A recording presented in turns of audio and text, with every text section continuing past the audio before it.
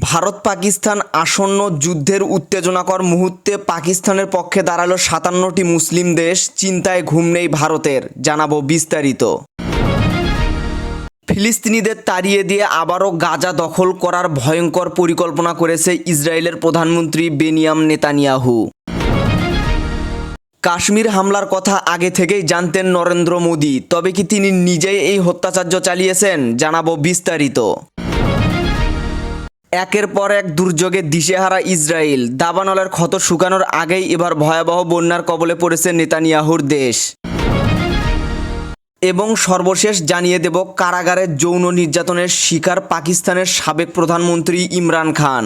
এতক্ষণ শুনছিলেন আন্তর্জাতিক সংবাদ শিরোনাম, এবারে বিস্তারিত। তার আগে নতুন নতুন আপডেট নিউজ পেতে আমাদের চ্যানেলটি সাবস্ক্রাইব করে রাখুন। কাশ্মীরের পেহেলগ্রামে ভয়াবহ বন্দুক হামলায় ২৬ জনের মৃত্যুর ঘটনায় কোনো প্রমাণ ছাড়াই পাকিস্তানকে দায়ী করে আসছে ভারত। এ নিয়ে দিল্লির কিছু পদক্ষেপে উত্তেজনা বেড়েই চলেছে। পাল্টাপাল্টি অভিযোগ আর হুমকি ধামকির মধ্যে প্রতিদিনই সেনাদের মধ্যে সীমান্তে ব্যাপক গোলাগুলি হচ্ছে। ইতিমধ্যে দুই দেশ ক্ষেপণাস্ত্রের পরীক্ষাও চালিয়েছে। যুদ্ধের যে আশঙ্কা তা দিন দিন বাস্তবতার দিকে এগোচ্ছে। এ অবস্থায় ভারতের অভিযোগ উড়িয়ে দিয়ে পাকিস্তানের পক্ষ নিয়েছে ৫৭টি মুসলিম দেশ নিয়ে গঠিত সংস্থা ওআইসি। সংবাদ মাধ্যম টিআরটি গ্লোবালের এক প্রতিবেদন জানিয়েছে, ভারত পাকিস্তানের উত্তেজনাকর পরিস্থিতি নিয়ে উদ্বেগ প্রকাশ করেছে ওআইসি। সংস্থাটি বলেছে, পাকিস্তানের বিরুদ্ধে ভারতের ভিত্তিহীন অভিযোগ দক্ষিণ এশিয়ার নিরাপত্তাজনিত উত্তেজনার কারণ আরও বাড়াচ্ছে। ওআইসি আরও জানায়, ভারতের এই ধরনের অভিযোগ ইতিমধ্যেই অস্থিতিশীল পরিস্থিতিকে আরও ঘোলাটে করে তুলছে। তবে সন্ত্রাসবাদের বিরুদ্ধে আমাদের নীতিগত অবস্থান স্পষ্ট এবং আমরা যে কোনো রূপের সন্ত্রাসবাদকে নিন্দা জানাই, যা যেই করুক এবং যেখানেই করুক। কাশ্মীর ইস্যুতে সংস্থাটি বলেছে, দীর্ঘদিন ধরে অমীমাংসিত এই সমস্যা দক্ষিণ এশিয়ার শান্তি ও নিরাপত্তার মূল অন্তরায়। জম্মু ও কাশ্মীরের মানুষ এখনও জাতিসংঘের নিরাপত্তা পরিষদের প্রস্তাব অনুযায়ী তাদের নিজেদের অধিকার থেকে বঞ্চিত। পাকিস্তানের প্রতিরক্ষা মন্ত্রী খাজা আসিফ হুঁশিয়ারি করে বলেন, যদি পরিস্থিতি উত্তপ্ত হয় আমাদের থামাতে কেউ পারবে না। মোদি যদি উত্তেজনা বাড়ানোর পথ বেছে নেয় তবে আমরা তাকে বাড়ি পর্যন্ত ধাওয়া করব। আমরা আমাদের বাহিনীকে আরও শক্তিশালী করেছি কারণ এখন সামরিক আক্রমণ আসন্ন। ভারতের প্রধানমন্ত্রী নরেন্দ্র মোদি বলেছেন, পহেলগ্রামে ভয়াবহ সন্ত্রাসী হামলার পর থেকে প্রতিটি ভারতীয় নাগরিকের রক্ত ফুটেছে। হামলায় জড়িত প্রত্যেককে কঠিনতম শাস্তির মুখোমুখি হতে হবে। শুধু তাই নয়, সীমান্তে যে কোনো ধরনের হুমকি মোকাবেলায় নিজের ৩ বাহিনীকে অভিযানের পূর্ণ স্বাধীনতা দিয়েছেন মোদি। কাতার ভিত্তিক সংবাদ মাধ্যম আল জাজিরার একটি প্রতিবেদনে জানানো হয়েছে, ফিলিস্তিনের গাজা দখল করে বাসিন্দাদের হস্তান্তরের ঘোষণা দিয়েছে ইসরায়েলের প্রধানমন্ত্রী বেনিয়ামিন নেতানিয়াহু। উপত্যকায় আরও তীব্র সামরিক অভিযান শুরুর কথা জানিয়েছেন তিনি। এই প্রতিবেদনে বলা হয়েছে, গাজা উপত্যকায় আরও একটি তীব্র সামরিক অভিযান শুরু করতে যাচ্ছে বলে ঘোষণা দিয়েছেন ইসরায়েলের প্রধানমন্ত্রী বেনিয়ামিন নেতানিয়াহু। এই অভিযানের লক্ষ্য হবে হামাসকে পরাজিত করা। তবে এ বিষয়ে তিনি স্পষ্ট করে যে গাজার কতটুকু এলাকা ইসরায়েলি বাহিনী দখল করে নেবে। নেতানিয়াহু এক ভিডিও বার্তায় বলেন, গাজার জনগণকে তাদের নিরাপত্তার জন্য সরিয়ে নেওয়া হবে। এরপর ইসরায়েলি সৈন্যরা গাজায় যাবে না, অভিযান চালাবে না।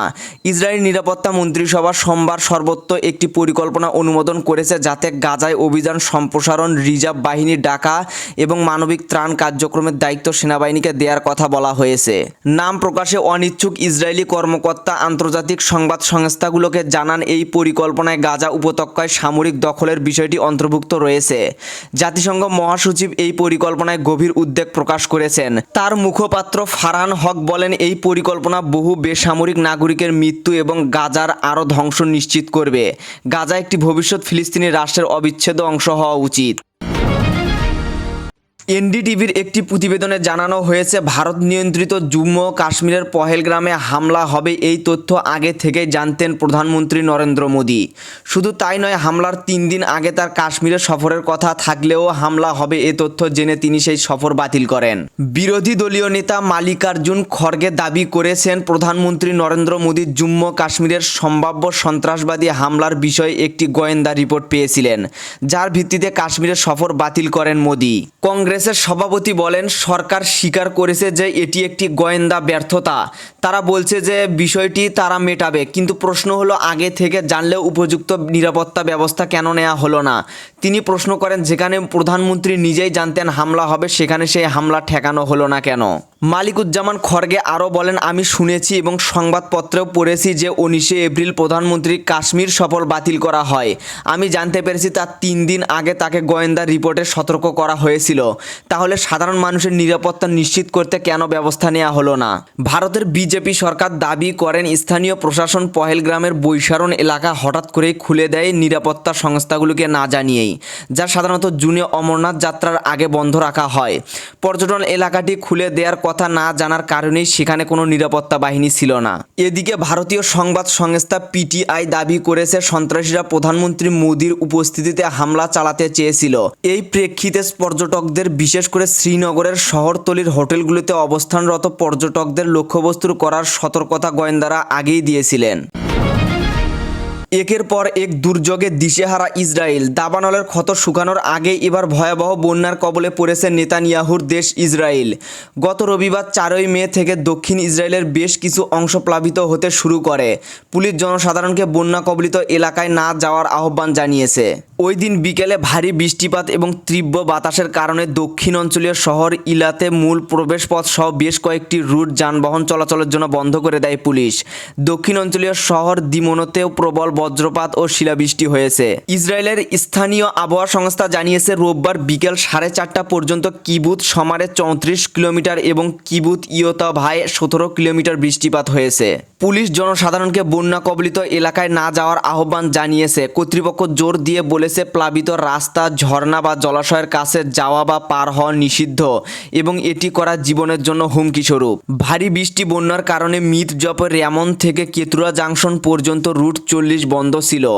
আইন গেদি থেকে হারবা জংশন পর্যন্ত রুট 90 এবং সেখান থেকে দক্ষিণ দিকে ইলাত পর্যন্ত যাতায়াত বন্ধ করে দেওয়া হয়। এছাড়া 204 নম্বর রুটে অবস্থিত হেলকুনি জাংশনটি মির্জপের র্যামনের দিকে বন্ধ ছিল। ইলাত থেকে 90 এবং 12 নম্বর রুটে এক্সিট বন্ধ করে দেওয়া হয়। মঙ্গলবার 6 মে রিউমোর স্ক্যানারের এক প্রতিবেদনে বলা হয়েছে সম্প্রতি পাকিস্তানের সাবেক প্রধানমন্ত্রী ইমরান খান কারাগারে সেনাবাহিনীর এক মেজরের দ্বারা যৌন নিপীড়নের শিকার হয়েছে বলে একটি দাবি সামাজিক যোগাযোগ মাধ্যমে ব্যাপকভাবে ছড়িয়ে পড়েছে। এই দাবির পক্ষে প্রমাণ হিসেবে দেশটির শীর্ষস্থানীয় ইংরেজি দৈনিক ডন পত্রিকার একটি কথিত প্রতিবেদনের স্ক্রিনশট ভাইরাল হয়েছে, যা গত 3 মে পত্রিকার ওয়েবসাইটে প্রকাশিত হবে বলে উল্লেখ করা হয়। এছাড়া পাকিস্তান এমিরেটস মিলিটারি হসপিটালের একটি কথিত মেডিকেল রিপোর্টের ছবিও এই দাবির সমর্থনে প্রচারিত হচ্ছে। রিউমার স্ক্যানারের টিমের অনুসন্ধানে জানা যায় পাকিস্তানের সাবেক প্রধানমন্ত্রী ইমরান খানের কারাগারে সেনাবাহিনীর এক মেজরের দ্বারা যৌন নিপীড়নের শিকার হওয়ার দাবিটি সত্য নয়। প্রকৃতপক্ষে দেশটির শীর্ষস্থানীয় ইংরেজি দ্য দৈনিক ডন পত্রিকার নামে ভুয়া প্রতিবেদনের স্ক্রিনশট ও একটি ভুয়া মেডিকেল রিপোর্টের বরাতে দাবিটি ছড়ানো হয়েছে। এই বিষয়ে অনুসন্ধানে ডন পত্রিকায় প্রকাশিত এমন কোনো প্রতিবেদন পাওয়া যায়নি। সার্চ ইঞ্জিনে অনুসন্ধান পত্রিকাটির অফিসিয়াল ওয়েবসাইট এবং সামাজিক যোগাযোগ মাধ্যমের প্রোফাইল খাতিয়ে দেখলেও সংশ্লিষ্ট প্রতিবেদনটির কোনো অস্তিত্ব মেলেনি। এখন এই পর্যন্তই ছিল। পরবর্তী আপডেট নিউজ জানতে আমাদের চ্যানেলের সাথেই থাকুন। ধন্যবাদ।